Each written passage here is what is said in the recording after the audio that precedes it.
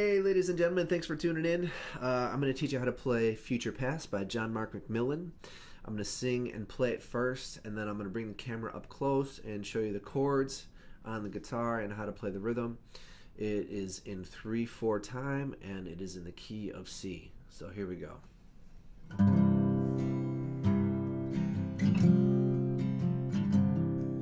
You hold the reins on the sun and the moon, like horses driven by kings. You cover the mountains, the valleys below, with the breath of your mighty wings. All treasures of wisdom and things to be known are hidden inside your head. And in this fortunate turn of events, you've asked me to be your friend. You've asked me to be your friend. Yeah, you are my first, you are my last, you are my future and my past. Yeah, you are the beginning and the end.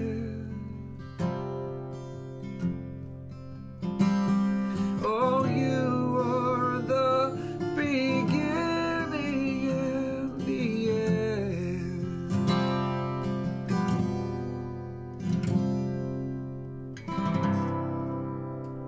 All right, so let me bring this camera up close.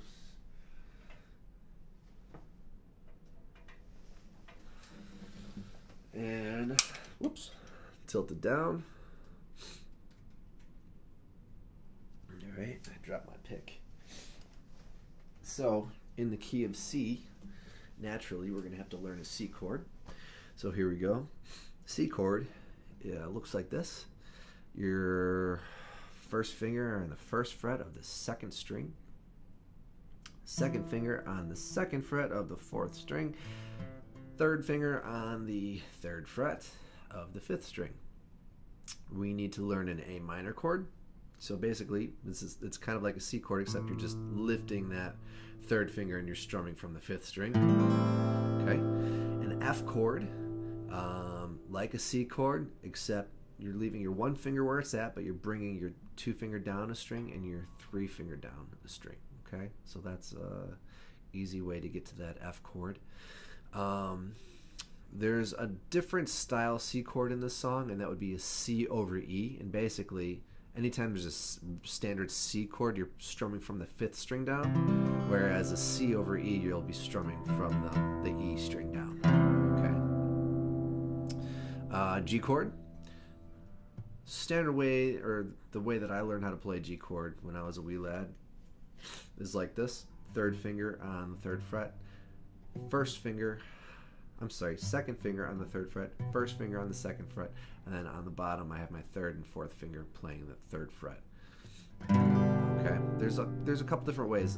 When I go from a C over G to a G, I end up playing the G with different fingers. So if you want to learn that way too, it's third finger, two finger, and pinky. All right. What other chords do we need to learn? I think there's a D minor chord that we should learn. And I think that's it. So D minor starts with a either your pinky or your third finger. I use my pinky on the second string of the third fret, and one finger on the first fret of the first string, and two finger on the second fret of the third string. Okay, so with all that out of the way, let's work on playing in 3/4 time, 3/4 time. So one technique that you can use with your pick, if you're comfortable with using the pick, is 3/4 time is every measure you have 3 beats, 3 strong beats. So for the first chord of the song, which is a C, you can just pluck those 3 notes of the chord over and over again. So you hold the reins on the sun and the moon, like horses driven by kings. Cover the mountains, the valleys below, with the breath of your mighty wings. Okay, that might be tricky for a lot of people, seeing that it takes some technique with your pick, but that's a good way to get really comfortable with 3/4 time. So anything new is going to be tricky at first. So the other thing you can do is just straight hammer on each one of those strong beats. So you hold the reins on the sun and the moon, like horses driven by kings. Okay, so we're going to play that C chord at the beginning of the song. You hold the reins for the sun and the moon. Right when you get to sun, you're going to switch that chord to the F chord. And the moon, like horses, A minor is over horses, and driven by kings. When you get to the kings, it's F again. You cover the mountains, the valleys below, F is over below, with the breath, A minor, of your mighty wings, F over wings. Oh, treasures, this is an F2, not F2, but this is an F also, and basically, I like changing up chords in the song just to add a dynamic, and so basically the theory behind my F chord up here is it's a C over G style chord, and basically C over G is just a C chord with the 3rd fret on the top being played as well, so you have to switch your fingers around to play that G note. And now with a C chord, this is one of my root notes in the chord, so if that's a C, the next note up, ascending, would be a D. So now I'm playing, essentially I'm playing a D chord. And then another whole step would be an E, and then a half step would be that F. Okay, so that's how I got to that F, and that is on the 6th fret. So all treasures of wisdom and things to be known, that's a C over E,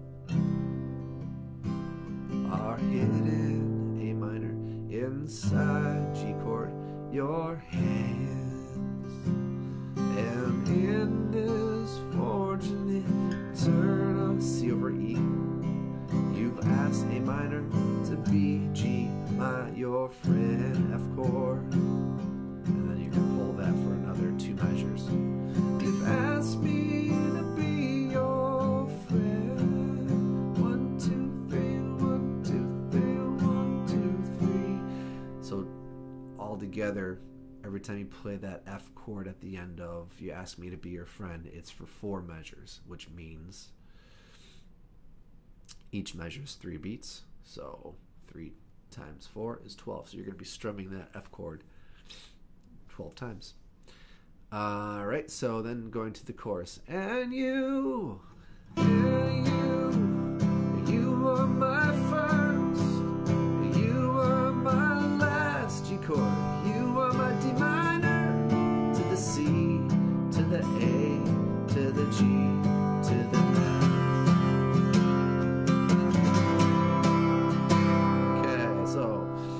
You are my future and my past. You have the D minor. 1, 2, 3, C, 2, 3, A minor, 2, 3, G, 2, 3.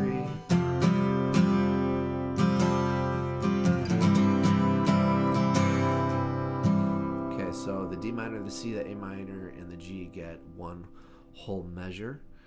Over that, you are my future and my past, and then the F and the C at the end get that fancy syncopated rhythm. There's like 3 upstrokes in there, so.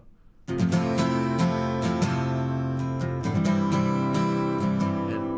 I start that off with a triple, so it would be.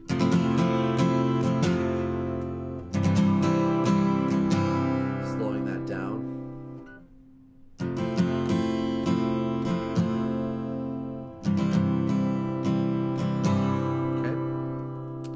leaves us with the bridge. You are the beginning and the end. So D minor. You are the beginning and the end. 3, 1, 2, 3. So that F gets 4 measures. D minor gets 2. You are the beginning and the end. That C over E gets 2 measures as well, and then that F gets 4. And that's the whole song, segment by segment. So hopefully that's helpful for you. If there's anything that's confusing about that, feel free to leave me a message. I'm always looking for ways to be a better teacher. So thanks for watching, and really enjoy the song. It's a great worship song.